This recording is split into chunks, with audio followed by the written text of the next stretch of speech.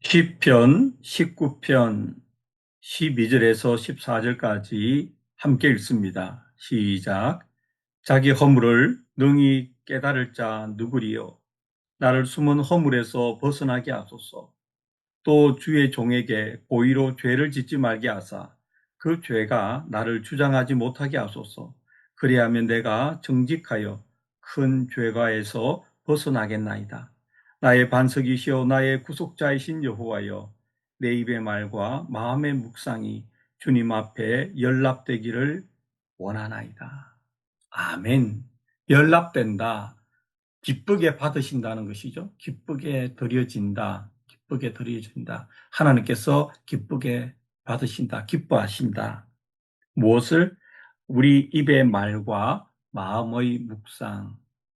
이 묵상이라는 것은 생각하는 것인데 어떤 한 가지를 반복해서 계속해서 생각하는 것을 묵상이라고 하지 않습니까? 그런데 하나님께서 기뻐하시는 우리 입술의 말과 우리 마음의 생각은 무엇일까요? 우리가 읽지는 않았지만 7절부터 보면 하나님의 말씀에 대해서 쭉 설명합니다. 7절부터 9절까지 한번 읽어보겠습니다. 시작.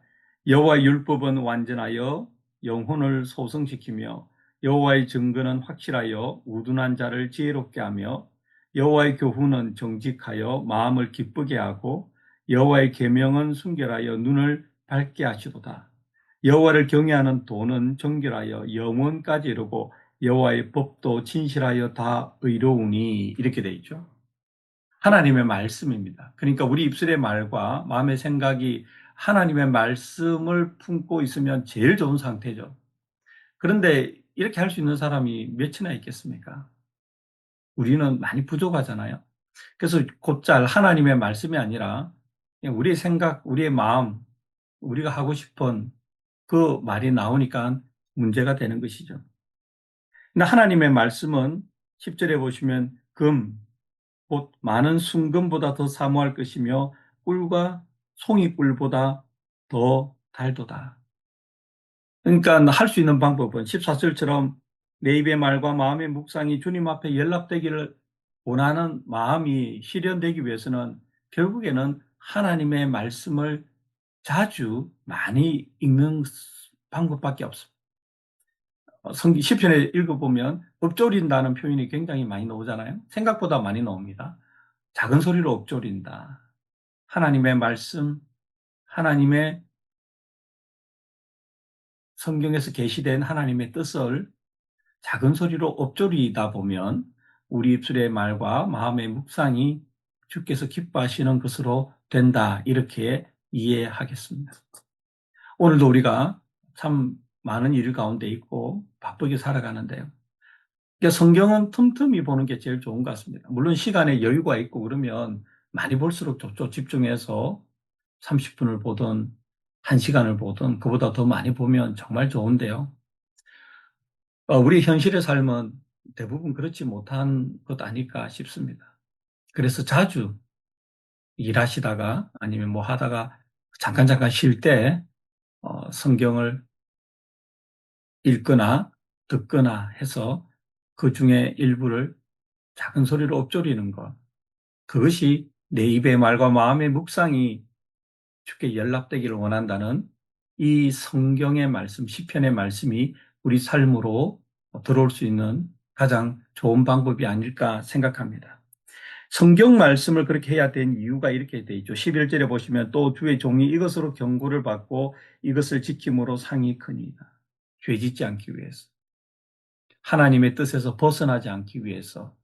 하나님께서 기뻐하시는 그 길에서 벗어나지 않기 위해서 우리 마음의 묵상과 입술의 말이 하나님께서 기뻐하시는 것이 되기 위해서는 결국 하나님의 말씀대로 살아가는 것이 가장 좋은 방법이라는 것이죠.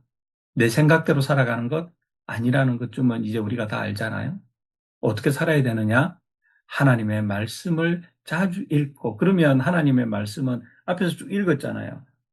우리의 영혼을 소성시키고 우둔한 자를 지혜롭게 하며 마음을 기쁘게 하고 순결하여 눈을 밝게 하고 정결하게 한다. 이렇게 하나님의 말씀이잖아요. 우리가 쭉 읽었던 7절부터 그러니까 하나님의 말씀보다 더 좋은 방법, 하나님, 우리 입술의 말과 마음의 묵상이 하나님께서 기뻐하시는 것이 되는 방법은 없습니다. 12절 보시면 자기 허물을 능히 깨달을 자 누구리요? 나를 숨은 허물에서 벗어나게 하소서. 우리는 때로 모르고 있습니다. 우리가 얼마나 하나님께서 말씀하신 길에서 벗어나 있는지를. 그러나 하나님의 말씀을 작은 소리로 읊조리며 읽다 보면 우리가 어디에 있는지 우리 위치를 파악하게 되죠. 그러면 하나님의 말씀이 기준이 되어 다시 하나님께서 기뻐하시는 길로 돌아오게 된다. 이 말씀 아니겠습니까? 13절 보시면 또 주의 종에게 고의로 죄를 짓지 말게 하사 그 죄가 나를 주장하지 못하게 하소서. 때로는 우리가 죄인지 알면서도 짓는다는 것이죠. 고의로도. 여러분과 저는 그렇지 않습니까? 똑같습니다. 그리하면 내가 정직하여 큰 죄가에서 벗어나겠나이다. 하나님의 말씀에 의지해서 죄를 벗어나겠습니다. 그러면서 이렇게 마무리하잖아요. 14절 함께 읽습니다. 시작. 나의 반석이시여 나의 구속자이신 여호와여 내 입의 말과 마음의 묵상이 주님 앞에 연락되기를 원하나이다. 하나님께서 기쁘게 받으시는 즐거워하시는 제 입술의 말과 마음의 묵상 생각이 되게 하여 주시옵소서. 오늘도 이 말씀을 주셨으니 받았으니 이 말씀을 가지고 기도하고 또 이 말씀대로 하루 종일 살다가 틈틈이 하나님의 말씀을 작은 소리로 읊조리는 여러분과 제가 되기를 간절히 바랍니다. 아멘. 기도하겠습니다.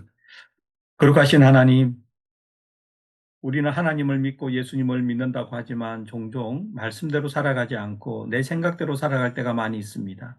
내 생각대로 말하고 내 생각대로 어떤 것을 깊이 생각합니다.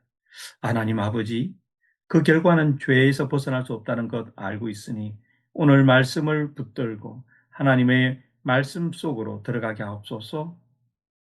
작은 소리로 하나님의 말씀을 자주 읊조리며 하나님 말씀이 주시는 지혜와 정결함을 깨달아 죄짓지 않고 살아가게 하여 주시옵소서. 하나님께서 기뻐하시는 말과 생각을 많이 하게 하여 주시옵소서. 예수님의 이름으로 기도드립니다. 아멘.